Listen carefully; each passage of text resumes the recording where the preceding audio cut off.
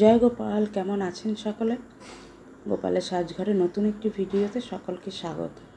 Previous ভিডিওতে আমি share করেছি আমার ঘরে ঘরোয়া পদ্ধতিতে খুব সামান্য আয়োজনের মাধ্যমে জন্মাষ্টমী পালন করেছিলাম।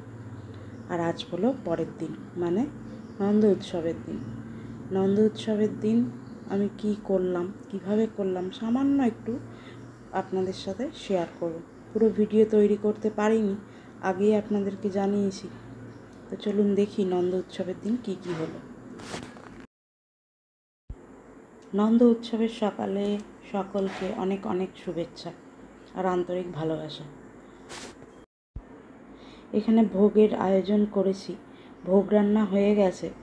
জন্মাষ্টমীর দিন আমি চালের ভোগ দিই না, নন্দ উৎসবের দিন অন্নভোগ দিই।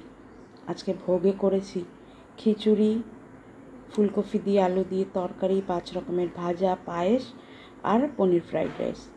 এটুকুনি করতে পেরেছি। আর গোপালকে দেখুন কি দারুণ লাগছে না?